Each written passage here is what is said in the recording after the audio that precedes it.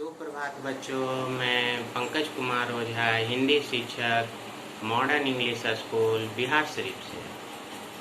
आज मैं 8वीं वर्ग के आप सभी विद्यार्थियों को आपके सहायक पाठ्य पुस्तक भारत की खोज से पाठ 3 पढ़ाने जा रहा हूँ और आज का शीर्षक है जातक कथा और भगवान बुद्ध और भारत का प्राचीन इतिहास। इन सभी बिंदुओं पर अभी मैं चर्चा करने जा रहा हूं। अब आइए हम लोग पाठ की ओर चलें और इन महत्वपूर्ण बिंदुओं को बारे में पढ़ें और समझें। पाठ 3 से ही है। आज प्राचीन भारत के बारे में पढ़ेंगे, महावीर के बारे में पढ़ेंगे और भगवान बुद्ध के बारे में भी पढ़ेंगे। बुद्ध के समय से पहले का वृत्तांत जातक कथाओं में मिलता है। भगवान बुद्ध के समय से पहले का वृत्तांत किस में मिलता है? जातक कथा में। जातक कथा क्या है? एक ऐसी कथा है जिसमें भगवान बुद्ध के जन्म के पहले उनकी बहुत सारी कथाएं संकलित है, जिसे पढ़ने से ज्ञानार्जन होता है ना। तो भगवान बुद्ध के समय से पहले का वृत्तांत हमें किसमें मिलता है? जातक की कथाओं में मिलता है। जातक कथाओं में द्रविड़ और आर्यों का मिलन। जातक कथाओं में हमारे यहाँ जो द्रविड़ थे और जो आर्य थे, उन दोनों का मतभेद पहले अलग अलग था, फिर बाद में दोनों एक हुए, दोनों आपस में मिले और मिलने कैसे मिले और मिलने पर उन्होंने क्या क्या किया, ये सब चीजों के बारे में पता हमें जातक कथाओं में मिलता है। यानी जातक कथा पढ़ेंगे, इनमें द्रविड़ जाति के लोग और आर्य जाति के लोग दोनों आपस में मिले, ये बात जातक कथाओं में लिखी गई है। जातक कथा में पुरोहित और क्षत्रियों का भी वर्णन है। ये जातक कथा जब आप पढ़ेंगे तो उसमें पुरोहित अर्थात ब्राह्मणों का भी वर्णन किया गया है और क्षत्रियों का भी वर्णन किया गया है। तो उस समय भी पुरोहितों का काम बांटा गया था पूजा पाठ कराना, और क्षत्रिय का कार्य था सभी की रक्षा करना, है ना। तो पुरोहित और क्षत्रियों का वर्णन जातक कथा में मिलता है। ग्राम सभाएं हुआ करती थी। जातक कथा को पढ़ने से हम लोगों को ये पता चलता है कि उस समय भी ग्राम सभाएं हुआ करती थी। ग्राम के सभी लोग एक साथ जुटते थे और ग्राम की तरक्की यानी ग्राम की उत्थान, ग्राम में कैसे क्या कार्यक्रम होना है, इसके लिए वे लोग सभाएं करते थे और एक दूसरे के बातों से सहमत हुआ करते थे। राजा लगान लेता था। उस समय पैसे की तो प्रचलन कुछ थी नहीं, तो जो भी लोग खेती का कार्य करते थे उससे राजा कुछ न कुछ लगान लिया करता था और उसी से राजा अपना राजस्व चलाता था।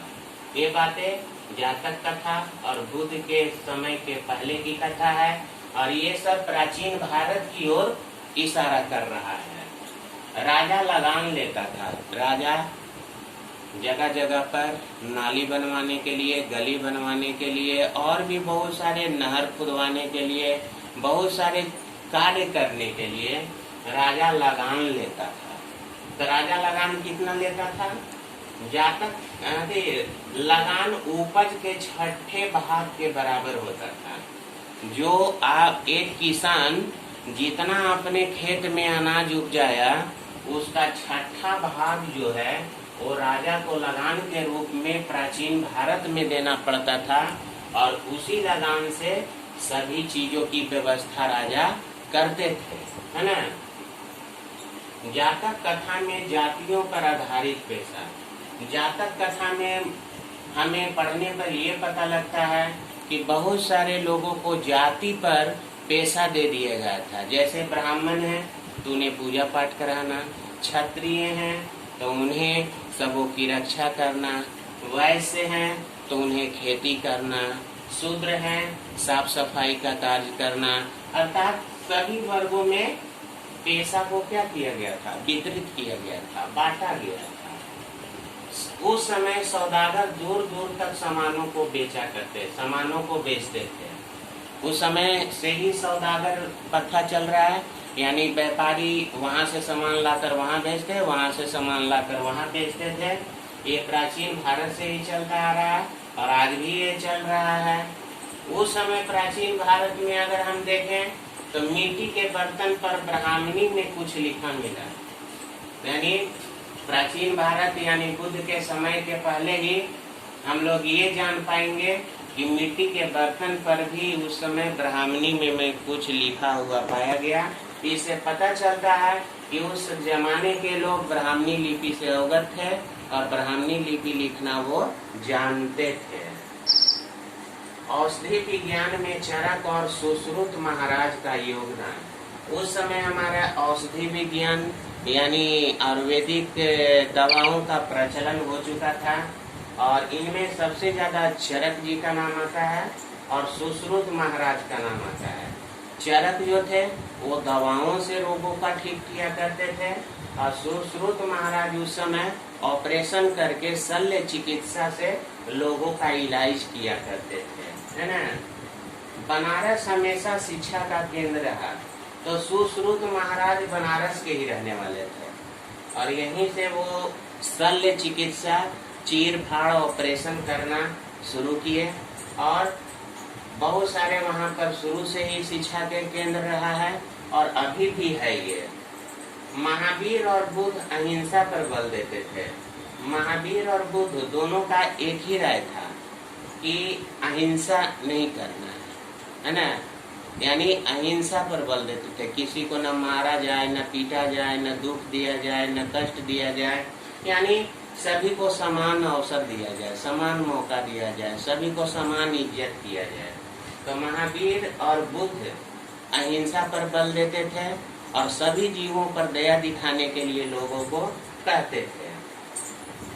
544 में भगवान बुद्ध की मृत्यु के बाद, किनकी मृत्यु के बाद? भगवान बुद्ध की मृत्यु के बाद, है ना। भगवान बुद्ध की मृत्यु के बाद बौद्ध संवत शुरू हुआ। 544 में भगवान बुद्ध मरे और उनके मृत्यु के बाद बौद्ध संवत शुरू हुआ। कौन संवत शुरू हुआ? बौद्ध संवत शुरू हुआ। उसी से लोग अपना नया साल मानते हैं, है ना। बुद्ध वर्ण व्यवस्था को स्थान नहीं दिए। वर्ण व्यवस्था मतलब कोई गोरा हो, कोई काला हो, इस पर वो ध्यान नहीं दिए। अर्थात बुद्ध भगवान ये कहा करते थे कि भगवान की उपासना करने के लिए वर्ण व्यवस्था का कोई जरूरत नहीं है और हमारे धर्म में, बौद्ध धर्म में इसको कोई स्थान नहीं किए। जिसको जो मन है, गोरे का, काले का, जो भी है, धर्म को अपना सकता है, मान सकता है ना। बौद्ध धर्म जाति को स्वीकार नहीं करता। बौद्ध धर्म किसी भी जाति को स्वीकार नहीं करता। जिसके दिल में अगर बौद्ध धर्म के बारे में श्रद्धा उमड़ पड़ी है, वो भगवान बुद्ध की पूजा करेगा, उनसे आशीर्वाद लेगा, उनको ध्यान लगाएगा। ऐसा वो बोले, बौद्ध धर्म जाति को कभी स्वीकार नहीं करता है कि यही जाति सिर्फ इस धर्म को मनाएंगे। बच्चों, अभी आपने प्राचीन भारत के बारे में पढ़ा और बौद्ध के बारे में पढ़ा, बौद्ध धर्म के बारे में पढ़ा।